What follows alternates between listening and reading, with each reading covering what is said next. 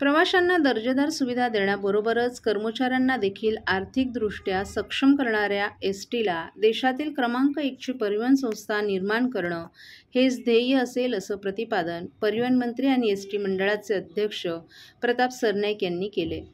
एसटीच्या 77व्या वर्धापन दिनानिमित्त यशवंत नाट्य मंदिर येथे आयोजित केलेल्या नाविन्यपूर्ण योजनांचा शुभारंभ आणि गौरव पुरस्कार सोहळ्यानिमित्त ते बोलत होते। यावेळी एसटी महामंडळाचे उपाध्यक्ष आणि व्यवस्थापकीय डॉक्टर माधव कुसेकर, एसटीचे सर्व वरिष्ठ अधिकारी आणि कर्मचारीही उपस्थित होते। गेली 77 वर्ष ऊन, वारा, पाऊस याची तमा न बाळगता चांद्यापासून बांद्यापर्यंत आणि गावखेड्यापासून आदिवासी पाड्यांपर्यंत समाजातील सर्व घटकांना सातत्यानं प्रवासी सेवा देण्याचं काम एसटीनं अविरतपणे केल्याचं सरनाईक यांनी सांगितलं। भविष्यात एसटी आपला शतकोत्तर महोत्सव निश्चित पूर्ण करेल, कारण महाराष्ट्रातल्या सर्वसामान्य जनतेचा आशीर्वाद आणि पाठबळ एसटीला मिळाल्याचं त्यांनी सांगितलं।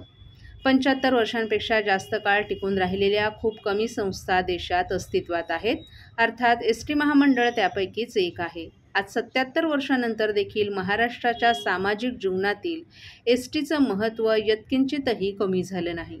त्यामुळं लोकाश्रय लाभलेली आपली एसटी भविष्यात अशीच मार्गक्रमण करत राहील असा विश्वास वाटत असल्याचंही त्यांनी सांगितलं।